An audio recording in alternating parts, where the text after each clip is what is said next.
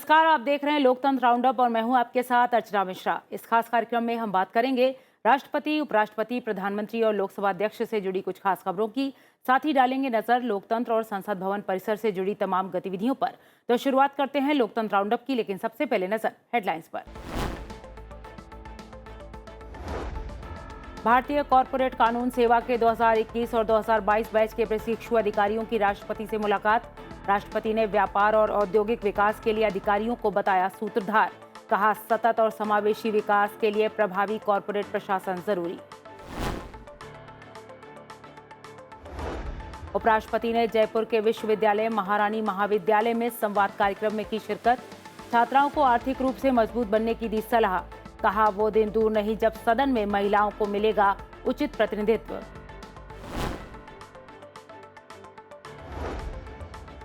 बीसवें ASEAN Bharat शिखर सम्मेलन और 18वें पूर्वी एशिया शिखर सम्मेलन में शामिल हुए प्रधानमंत्री।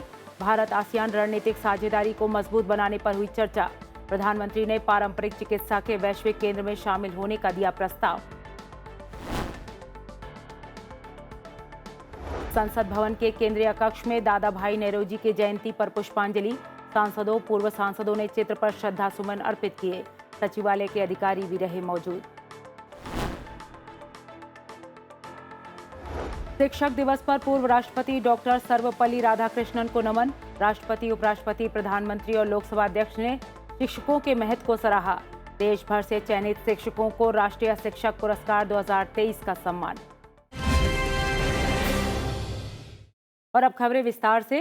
प्रधानमंत्री ने जकार्ता में 20वें आसियान भारत शिखर सम्मेलन और 18वें पूर्वी एशिया शिखर सम्मेलन में शिरकत की। सम्मेलन में आसियान भारत व्यापक रणनीतिक साझेदारी को सुदृढ़ बनाने और भविष्य की रूपरेखा तैयार करने पर व्यापक चर्चा की गई। सम्मेलन को संबोधित करते हुए प्रधानमंत्री ने कहा कि आसियान भारत की एक्ट ईस्ट पॉलिसी का केंद्रीय स्तंभ है। उन्होंने कहा कि आज वैश्विक अनिश्चितताओं के माहौल में भी हर क्षेत्र में हमारे आपसी सहयोग में लगातार प्रगति हो रही है। आसियान भारत की एक्ट ईस्ट पॉलिसी का केंद्रीय स्तंभ है। भारत आसियान सेंट्रलिटी और इंडो पैसिफिक पर आसियान के आउटलुक का पूर्ण समर्थन करता है। भारत के इंडो पैसिफिक इनिशिएटिव में भी आसियान क्षेत्र का प्रमुख स्थान है। 21वीं सदी एशिया की सदी है, हम सबकी सदी है। फ्री और ओपन इंडो पैसिफिक की प्रगति में और ग्लोबल साउथ की आवाज को बुलंद करने में हम सबके साझे हित है।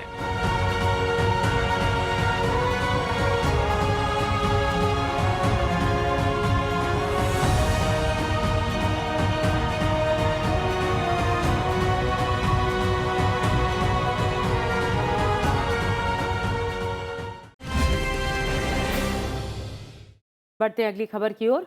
भारतीय कॉरपोरेट कानून सेवा के 2021 और 2022 बैच के प्रशिक्षु अधिकारियों ने राष्ट्रपति द्रौपदी मुर्मू से मुलाकात की। राष्ट्रपति भवन में अधिकारियों को संबोधित करते हुए राष्ट्रपति ने कहा कि भारतीय कॉरपोरेट विधि सेवा के अधिकारी भारत में व्यापार और उद्योग की वृद्धि और विकास के सूत्रधार हैं। राष्ट्रपति ने कहा कि अधिकारियों का काम इसीलिए बहुत महत्वपूर्ण है क्योंकि उन्हें उद्योग और उद्यमिता के विकास को प्रोत्साहित करते हुए अच्छा कॉरपोरेट प्रशासन सुनिश्चित करना है। राष्ट्रपति ने कहा कि कॉरपोरेट कानून सेवा अधिकारियों का कर्तव्य है कि वे देश के दीर्घकालिक सतत विकास और समावेशी विकास के लिए प्रभावी कॉरपोरेट प्रशासन के लिए प्रयासरत रहें।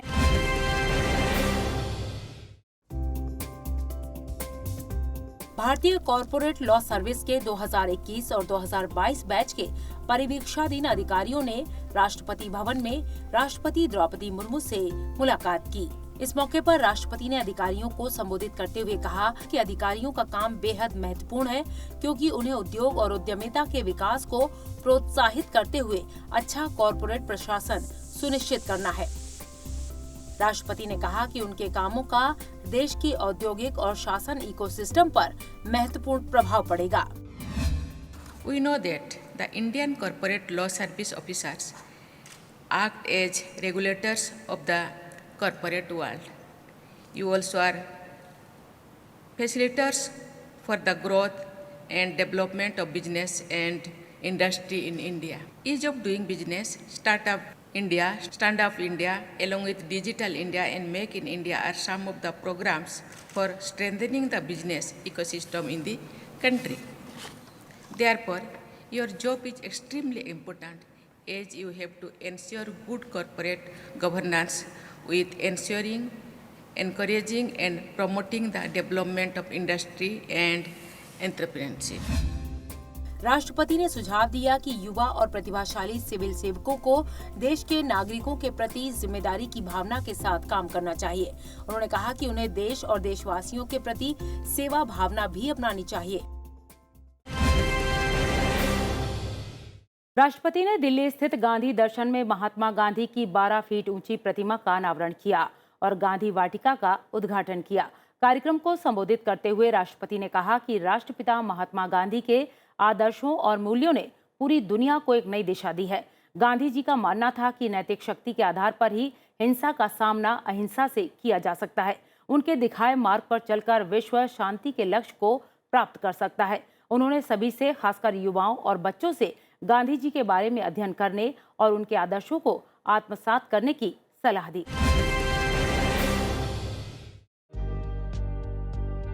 राष्ट्रपति द्रौपदी मुर्मू ने कहा कि राष्ट्रपिता महात्मा गांधी पूरे विश्व समुदाय के लिए एक वरदान है।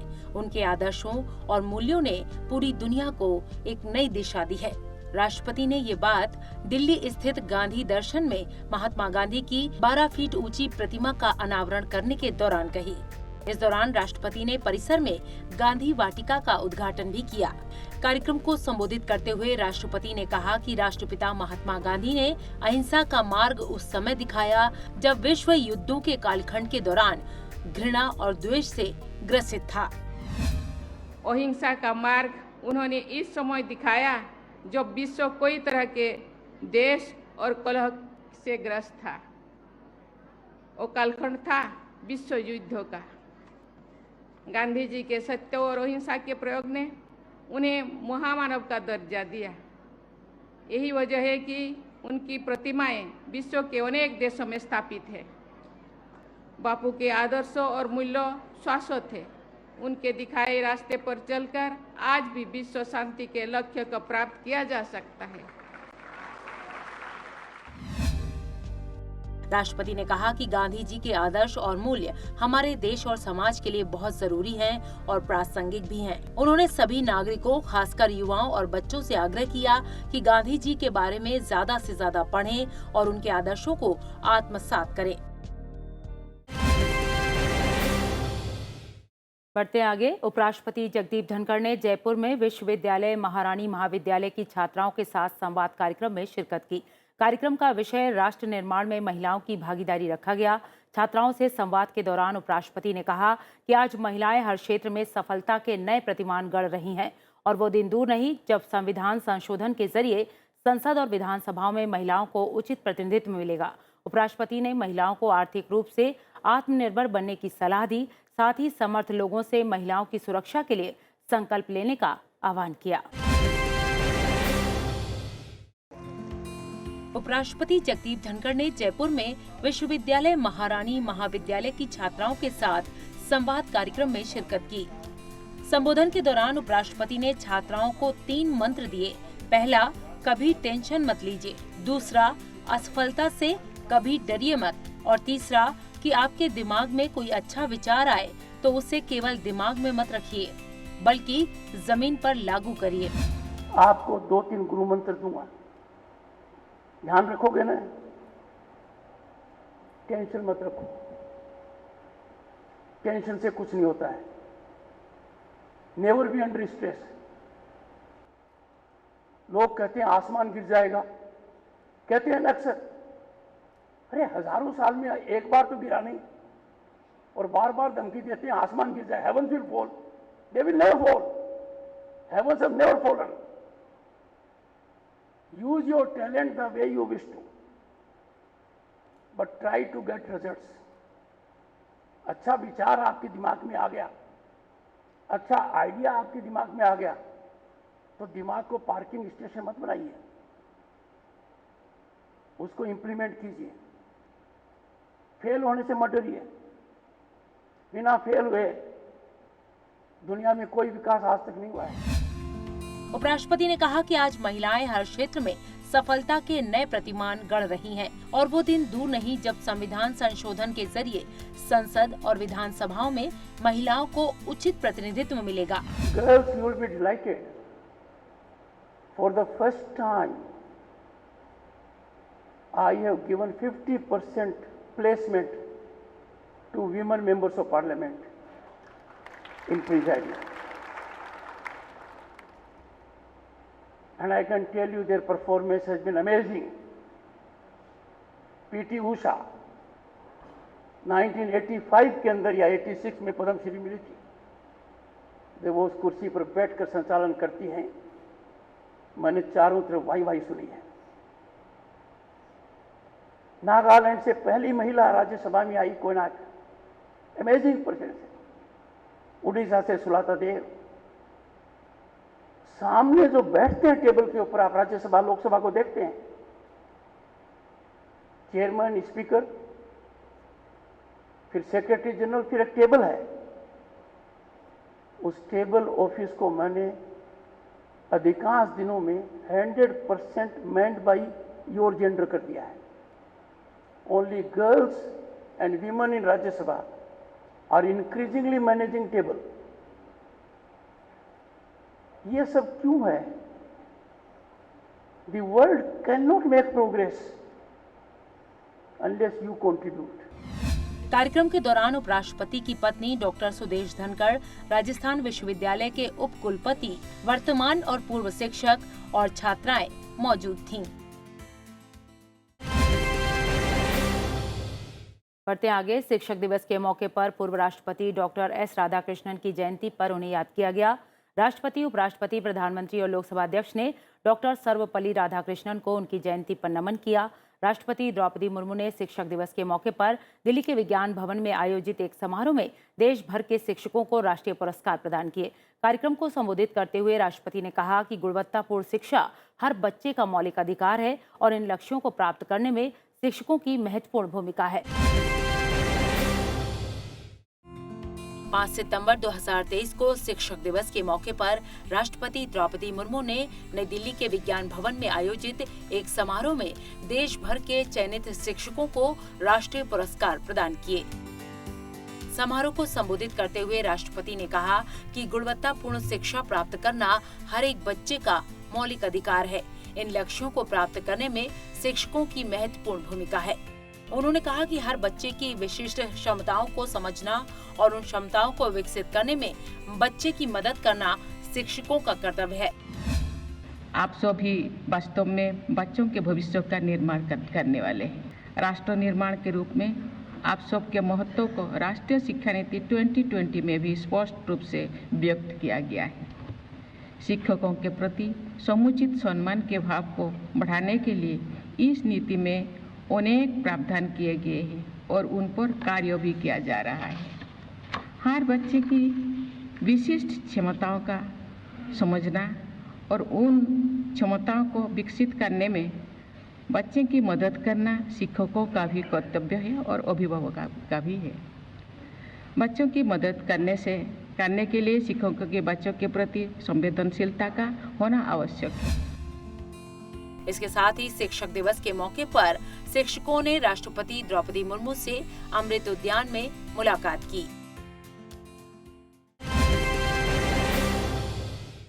बढ़ते आगे, प्रधानमंत्री नरेंद्र मोदी ने शिक्षक दिवस पर पूर्व राष्ट्रपति डॉक्टर सर्वपल्ली राधाकृष्णन को नमन करते हुए सभी शिक्षकों की सराहना की। प्रधानमंत्री ने ट्वीट के जरिए संदेश में कहा कि शिक्षक वो है जो सपनों को प्रेरित करते हैं, भविष्य को आकार देते हैं और जिज्ञासा को जागृत करते हैं। इसके साथ ही प्रधानमंत्री ने राष्ट्रीय शिक्षक पुरस्कार 2023 के विजेताओं से बातचीत की। इस दौरान प्रधानमंत्री ने शिक्षकों से संवाद किया। शिक्षकों ने भी अपने अनुभव साझा किए। प्रधानमंत्री ने कहा कि युवा दिमाग को आकार देने के प्रति शिक्षकों का समर्पण और शिक्षा में उत्कृष्टता के प्रति अटूट प्रतिबद्धता प्रेरणादायक है। प्रधानमंत्री ने बच्चों को जमीनी स्तर पर उपलब्धि हासिल करने वालों की सफलता के बारे में शिक्षित करने की आवश्यकता पर जोर दिया।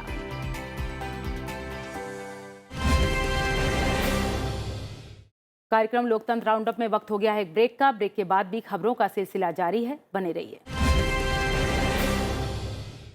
ब्रेक के बाद एक बार फिर आपका स्वागत है। बढ़ते हैं अगली खबर की ओर। उपराष्ट्रपति जगदीप धनखड़ ने शिक्षक दिवस के मौके पर शिक्षक और सेवानिवृत्त गौरव समारोह में मुख्य अतिथि के तौर पर शिरकत की।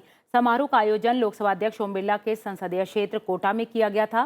कार्यक्रम में संसदीय कार्य मंत्री प्रहलाद जोशी भी शामिल हुए। इस दौरान उपराष्ट्रपति और लोकसभा अध्यक्ष ने शिक्षकों और सेवानिवृत्त कर्मचारियों को संबोधित किया। उपराष्ट्रपति ने कहा कि तेजी से बदलता भारत अब दुनिया की उम्मीदों का केंद्र बना हुआ है।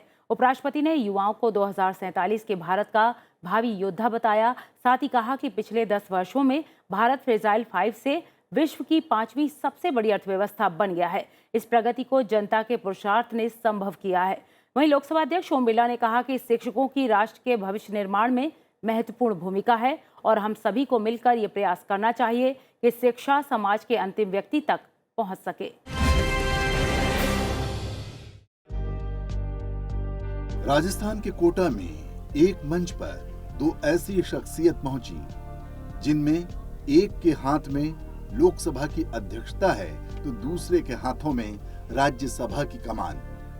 मौका तो सेवानिवृत्त शिक्षकों और कर्मचारियों को सम्मानित करने का था, लेकिन विद्यालयों से बाहर लोकतंत्र का मंदिर स्वयं में एक विद्यालय है और उस विद्यालय के दो सबसे ज्यादा प्रभावशाली शिक्षक के रूप में उपराष्ट्रपति और राज्यसभा के सभापति जगदीप धनखड़ और लोकसभा के अध्यक्ष ओम बिरला मौजूद थे। लोकसभा अध्यक्ष ओम बिरला ने सेवानिवृत्त शिक्षकों को शिक्षक दिवस के मौके पर सम्मान देकर बताने की कोशिश की कि राष्ट्र निर्माण में अपनी जिंदगी खपा देने वाले लोग किसी तपस्वी से कम नहीं होते। लोकतंत्र के 3 पहिए होते हैं, विधायिका, कार्यपालिका, न्यायपालिका। आप कार्यपालिका के हिस्से रहे। हर निर्णय, नीतियों, फैसलों को आपने लागू किया है। सरकार की अलग अलग योजनाओं को समाज के अंतिम व्यक्ति पर पहुंचाकर उसकी जिंदगी को बेहतर करने का काम आप लोगों ने किया। उपराष्ट्रपति जगदीप धनखड़ और लोकसभा स्पीकर ओम बिरला दोनों ही राजस्थान से आते हैं। स्पीकर ओम बिरला की पहचान एक ऐसे नेता की है जो जमीनी राजनीति करते हैं, लेकिन जब लोकतंत्र के मंदिर की पुजारी की जिम्मेदारी उनको मिली तो उसका बखूबी निर्वाह किया। उपराष्ट्रपति जगदीप धनखड़ बार बार कोटा के लोगों को यही बताते रहे कि कैसे उनके बेटे ने दुनिया में देश का नाम ऊंचा किया है।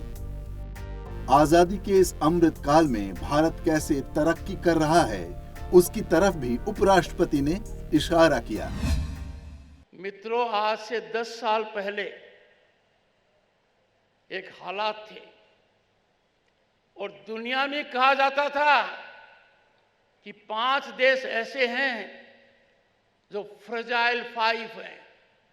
फ्रेजाइल, छुओगे तो टूट जाएंगे, कमजोर हैं, खड़े नहीं हो सकते, निर्बल हैं।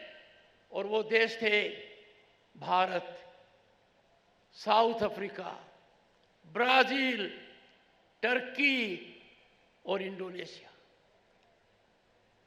10 साल पहले ये 5 देश दुनिया पर बोझ बने हुए थे। दुनिया को चिंता थी कि कब ये चरमरा जाएंगे। और आज के दिन भारत 5 महाशक्तियों में से एक है। सितंबर 2022 का वो दिन जब भारत दुनिया की 5वीं आर्थिक महाशक्ति बनी। और कहते हैं न, सोने में सुहागा। हमने पछाड़ा किनको? उन अंग्रेजों को जिन्होंने हम पर सैकड़ों साल राज किया। मंच पर संसदीय व्यवस्था के 3 प्रमुख हस्ताक्षर थे, उपराष्ट्रपति, लोकसभा अध्यक्ष और संसदीय कार्य मंत्री। शिक्षक दिवस के मौके पर सेवानिवृत्त शिक्षकों और बाकी कर्मचारियों के अभिनंदन के जरिए ये संदेश देने की कोशिश हुई कि ये देश अगर आगे बढ़ा है तो उन लोगों की बदौलत जिन्होंने दिन रात परिश्रम किया। उस परिश्रम की छाप कोटा के लोगों पर भी दिखती है और कोटा के सांसद और लोकसभा स्पीकर ओम बिरला पर भी। बढ़ते हैं अगली खबर की ओर। उपराष्ट्रपति जगदीप धनखड़ ने कोटा यात्रा के दौरान प्रतियोगी परीक्षाओं की तैयारी कर रहे छात्र छात्राओं से संवाद किया। उपराष्ट्रपति ने छात्रों से भारतीय होने पर गर्व करने को कहा, साथ ही कहा कि हर हाल में राष्ट्र को सर्वोपरि रखें।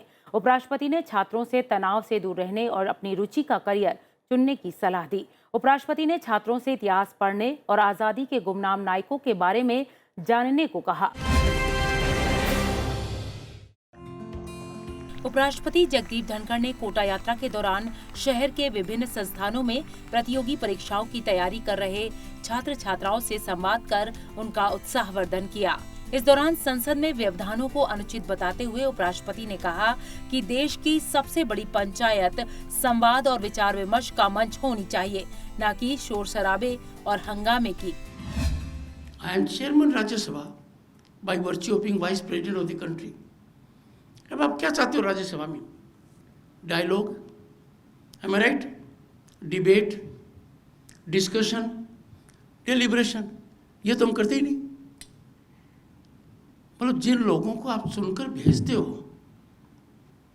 जो देश के भाग्य विधाता है, जो कानून बनाते हैं, if they don't engage in debate, deliberation, discussion, तो फिर आप लोगों को इतना बुरा लगता होगा कि ये लोग हमारा काम ही नहीं कर रहे।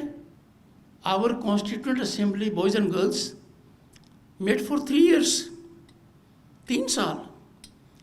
3 साल में उन्होंने एक बार डिस्टर्बेंस नहीं किया, एक बार डिस्ट्रप्शन नहीं हुआ, एक बार वेल में नहीं आए, एक बार स्लोगन शाउटिंग नहीं हुई, एक बार प्ले कार्ड नहीं दिखाया और हमें शानदार कॉन्स्टिट्यूशन दे दिया। हम उनको फॉलो क्यों नहीं करें? I want young minds and every one of you is a nerve centre, AP centre. You can make a demand, how can your representative not engage in discussion and debate? Why? नतीजा बहुत अच्छा आएगा। उपराष्ट्रपति ने छात्रों से appeal की कि वे जीवन में भ्रष्टाचार के प्रति जीरो टॉलरेंस रखें और संविधान प्रदत्त मौलिक अधिकारों के साथ साथ मौलिक कर्तव्यों पर भी अमल करें। Do as per your aptitude and attitude. Don't be driven by family, friends, neighbors, कि उसने करिश्मा कर लिया तो मैं वही करूँगा ना। Destiny will take you where you will go, but you have to be in the right groove, because you are the future. You are the foot warriors. You are the foot soldiers to take Bharat to 2047 at peak. हम नहीं रहेंगे, आप करोगे। Please have zero accommodation for corruption. इसके बाद उपराष्ट्रपति जगदीप धनखड़ ने सैनिक स्कूल चित्तौड़गढ़ के पूर्व छात्रों से भी मुलाकात की।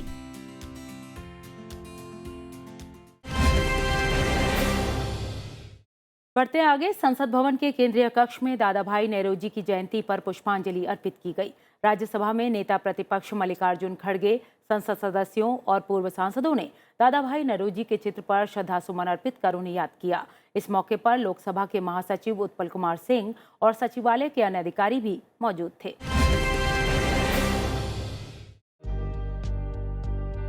संसद भवन के केंद्रीय कक्ष में दादा भाई नेहरूजी की जयंती पर पुष्पांजलि अर्पित की गई। राज्यसभा में नेता प्रतिपक्ष मल्लिकार्जुन खड़गे, संसद सदस्यों और पूर्व सांसदों ने दादा भाई नेहरूजी के चित्र पर पुष्प अर्पित कर नमन किया।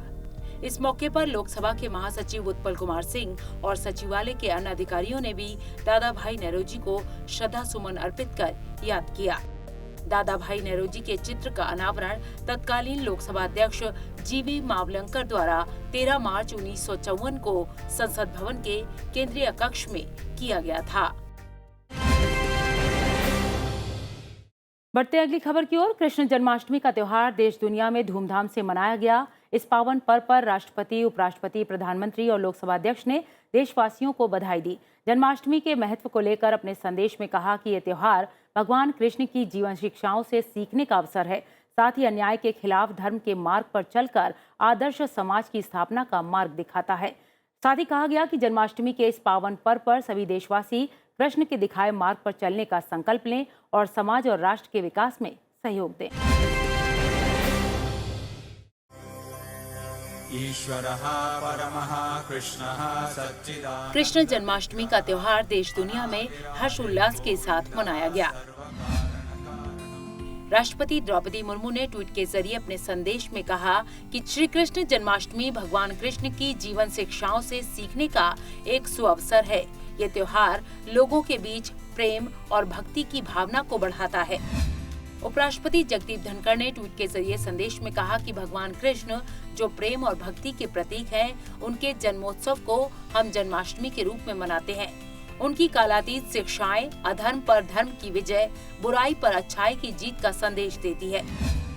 प्रधानमंत्री नरेंद्र मोदी ने ट्वीट के जरिए संदेश में सभी के लिए सुख, शांति और खुशहाली की कामना की। लोकसभा अध्यक्ष ओम बिरला ने ट्वीट के जरिए संदेश में कहा कि सब लीलाओं के रचयिता भगवान श्री कृष्ण हमें सही राह दिखाते हैं। उनका जीवन हमें बुराइयों से लड़ने की, अपना कर्तव्य निभाने की, फल की इच्छा के बिना अपना कर्म करने की और समाज को आगे बढ़ाने की सीख देता है। बढ़ते आगे, लोकतंत्र में संसदीय समितियों का अहम स्थान है। समय समय पर इन संसदीय समितियों की बैठक होती है। विभिन्न मुद्दों पर चर्चा के बाद ये समितियां अपनी रिपोर्ट सभा के समक्ष रखती हैं। तो आइए जान लेते हैं सप्ताह लोकसभा में किन किन संसदीय समितियों की बैठक हुई।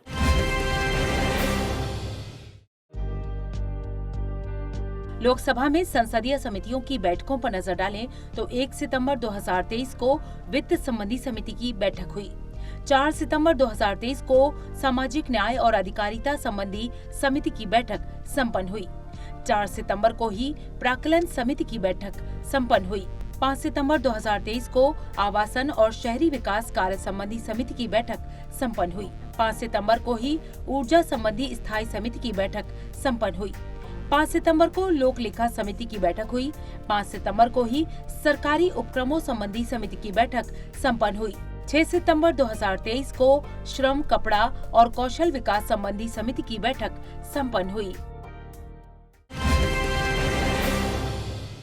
तो कार्यक्रम लोकतंत्र राउंडअप में इतना ही, लेकिन जाने से पहले एक जरूरी बात, आप इस कार्यक्रम को संसद टीवी के यूट्यूब चैनल पर भी देख सकते हैं। हमें आपके फीडबैक का इंतजार रहेगा। अगले हफ्ते फिर मिलेंगे लोकतंत्र और संसद से जुड़ी कुछ अहम खबरों के साथ।